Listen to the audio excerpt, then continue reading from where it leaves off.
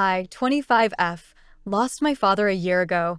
He was the kindest person in the world and worked as an EMT. He died after being hit by a drunk driver while trying to help another driver with car trouble.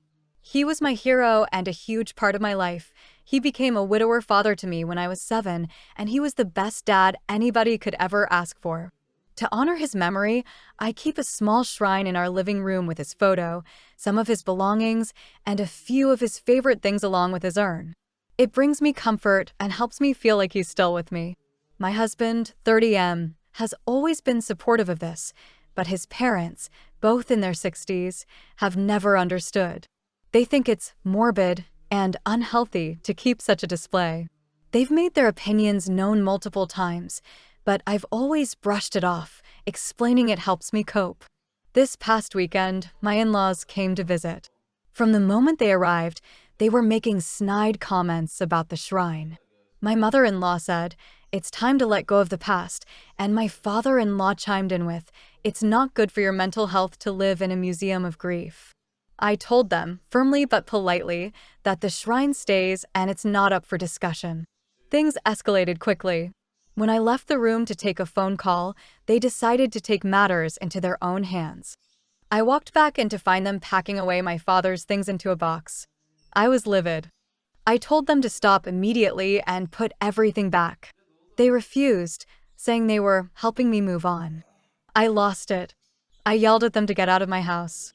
My mother-in-law started crying, saying I was ungrateful and that they were just trying to help. My father-in-law called me hysterical and said I was disrespecting them. My husband tried to mediate, but I was too furious to listen. I told them they had no right to touch my father's things and that they were not welcome in my home if they couldn't respect my boundaries. I discovered, as I was putting things back, that some of my belongings I had placed on the shrine were gone. A small stuffed cat, his mat for Magic the Gathering, and his shot glass from screeching in when he went to Newfoundland with my mom before she died of cancer. All three things have very low value monetarily, but a lot of sentimental value. My husband has told me I'm overreacting over a molehill and that I'm just sensitive because I was a daddy's girl when my dad was alive. I'm having a hard time letting go of my dad because we were so close. He was literally my best friend for the last 5 years of his life. I may be so swamped in my own grief that I was an asshole over nothing. I'm confused and sad. Comment 1. NTA. Dictating how people handle their grief is unacceptable, unless it's causing real harm, like neglecting the care of a minor child, and even then, one should be providing support options and help getting through, not dictating. Moving someone else's things in their own home without permission is also not okay. The combination of the two would get a reasonable person's blood boiling. Your husband needs to figure out what happened to the missing items and get them back immediately. If he's not willing to do that, then you have a huge husband issue in addition to an in-law issue. The fact that he's trying to downplay this is already a major problem, but I think if he's not willing to shut up, take on board how important this is to you, and do what he can to undo the damage that his parents have done, then this relationship may be beyond salvaging. Comment 2. NTA. Time to leave that tribe of unfeeling bullies in the dust, husband included. I can't imagine a situation where I'd ever advise someone on how to grieve. Especially when it's a parent. Your in-laws are awful people that you should never speak to again for any reason. You should maybe give your husband one chance to do an about-face, but it sounds like he's already aligned with his family and not you. Again, it is absolutely unimaginable that I could ever enter someone else's home and lay my hands on their father's ashes. That is borderline psychotic, and you should reboot your life with a clean slate that includes 0 of those people. So my husband and I have one 18-month-old son, and I am pregnant with our second baby. We live in a major city, and his mother lives in a suburb 45 minutes north of us. Her doctor works out of a hospital located downtown in our city, and my mill will often stay over at our place after her appointments instead of driving back to her home, as her appointments usually end right around when rush hour begins. Yesterday was one of these days. She went to have some labs drawn at the hospital and then came over to our home when I was just about done cooking dinner. My husband was at the gym. I had a long day yesterday. I felt absolutely exhausted from pregnancy and chasing my toddler around all day. We were running low on groceries with not a lot of dinner options, so I was planning to make a really easy dinner of spaghetti with frozen meatballs, but when I went in the kitchen to start cooking, I realized that we were actually out of the meatballs I thought we still had. It was too late to go to the store to get something else to make. My kid was already acting hungry and I was starving and exhausted.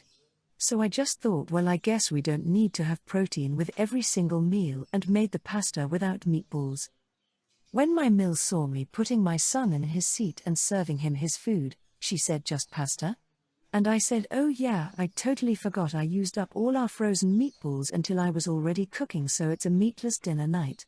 And she said that she wished I would have texted her and she would have grabbed me meatballs from the store on her way so that her grandson and her grandbaby could have a real dinner.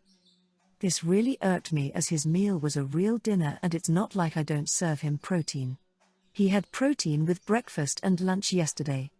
I also don't like how she referred to her grandbaby to be getting a real meal, as I'm pregnant, and so it's obviously me who has to eat in order to nourish the baby. It's me that's not getting a real meal according to her logic. It made me feel like she sees me as some kind of vessel and really made me mad. I told her that maybe she's uneducated with how much protein humans actually need and there's nothing wrong with our dinner. She immediately got very upset that I called her uneducated when she's raised 3 boys and she knows what growing boys need to eat, and told me I should try and plan harder next time. This last comment sent me over the edge and I yelled at her to get out of my house if she's just going to shit all over my mothering abilities, and that she needs to stop using our place as a home base in the city when she has her appointments if she's going to make comments like that. She left in a huff, screaming about how she couldn't believe I was kicking her out over some constructive criticism before she even got to spend time with her grandson. I told her I'm not looking for any type of criticism from her. She called my husband and said I went on a hormone-induced rage and kicked her out because I couldn't deal with being called out on not serving my son a proper dinner, and said she wants to keep coming over after her appointments. My husband wants both of us to apologize to each other to make peace, but I told him I'm not some elementary schooler who's going to be forced to apologize when I didn't do anything wrong just to make the issue go away. Now he's mad at me too, and I'm wondering if I actually didn't do anything wrong. Comment 1. Lamau. Girl, my son ate a banana, string cheese, goldfish crackers, applesauce, and a chocolate chip cookie yesterday. Multiple servings, enough to fill him up, but just those foods. That's not a typical day, but, frankly, for some toddlers that is a typical day. This age is when they start getting really picky about their food. NTA, and I would not be open to justifying my healthy child's diet for a single day to anyone, let alone a guest in my house. If Mill wants to dictate someone's diet, she can have another kid of her own. Otherwise she can shut up and watch me eat these hot Cheetos while my son plows through some more goldfish. Comment 2. NTA, it's called reactive abuse. They push and push and push until you snap and yell at them. Then, they feel justified in their abuse and can paint themselves as the victim. "I was just trying to help" is often the go-to defense. You're the unreasonable, emotional one who can't take any criticism. What's worse is they do it when there's no witnesses. So, gaslighting is phase 2. She set you up and then made it so awful that you couldn't take it anymore. Now you're the bad guy for yelling at a weak-old woman. You reacted to an abusive situation by standing up for yourself. Your husband is engaging in the age-old tradition of appeasing the abuser. Comment 3. You don't have a Mill problem, you have a husband problem. You were insulted in your own home, by a guest who is related to your husband. He needs to unlatch from mommy, and set her straight. I share a 12-year-old son with my ex. We broke up amicably when he was 3 months old. We got along fine just after. We were both young and never really worked together, and I have zero animosity toward her for the end of our relationship. We co-parented our son well over most of the last 12 years, but for 3/4 years now we've had some issues. Following our breakup, my ex has had 5 other children by 5 different men, and to the best of my knowledge, not one of the men is involved in the life of their child. My ex is raising her other 5 kids alone without help, and as of 2 years ago she lives in a different city and I have custody of our son, with her getting monthly visitation and more time in the summer. I used to see my ex's kids occasionally and I'd try to be kind to them.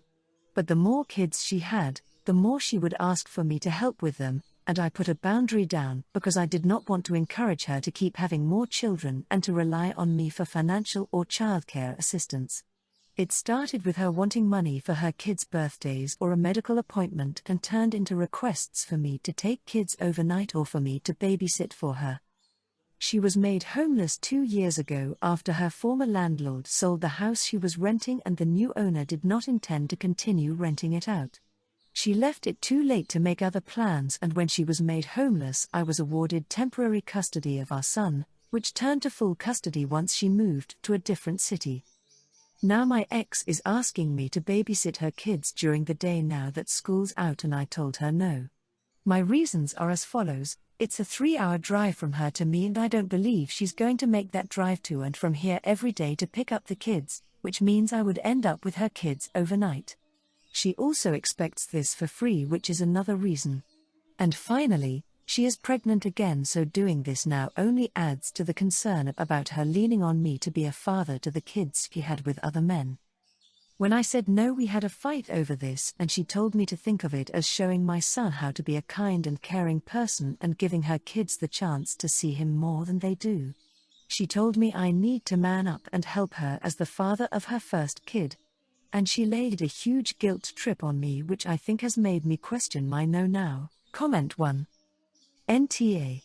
You are not responsible for your ex's children with other men. Your primary responsibility is to your son, and you've been doing that well. Your ex's choices have created a challenging situation, but it's not your job to fix it. Babysitting her kids, especially given the distance and her history, is unreasonable. Setting boundaries is important to protect your own well-being and your ability to care for your son. You've been kind and supportive, but it's okay to say no to unreasonable demands. Comment 2. NTA. It is not your fault that she has more kids with men who are not involved in the life of their kids. Good for your son that he has you. But this doesn't make you responsible for the other children. And you teach your son to keep boundaries. Instead, what she teaches him, to not use protection and get knocked up by everyone smiling at her. Comment 3. NTA. You are only responsible for your biological son. And since you have full custody, you aren't responsible for supporting your ex in any way. It's great that you want to keep things civil, but I think she's a user and cares very little for anyone other than herself. You need to distance yourself from her as much as possible. She isn't good for you, and TBH, I don't think she's setting a good example for your kid. Stop doing pretty much anything and everything for her that doesn't specifically involve your child. Stop enabling her shitty behavior. I am close with my family and we often vacationed/visited extended family together even as grown adults. Of 5 siblings, me and my younger sister were both married. Each time we traveled to visit family out of town, my sister and her husband would be provided with a bedroom, while my husband and I were given common areas to sleep. This wasn't due to seniority of age or relationship length. I was married 1 year prior to my sister, as well as was in a relationship with my husband for several years longer than she was with her husband. This happened approximately 10 times, not all with the same family but with various vacations. Fast forward to today, the extended family that put me in a common room every time I visited is coming into town and needs a place to stay. I said since my younger sister was always so kindly accommodated by this family member, she should return the favor and let the extended family stay with her. All my sisters are saying I'm being in a hole to not make a sacrifice to host, and insane to care where I slept, and that my little sister wasn't given special treatment and I need to get over it.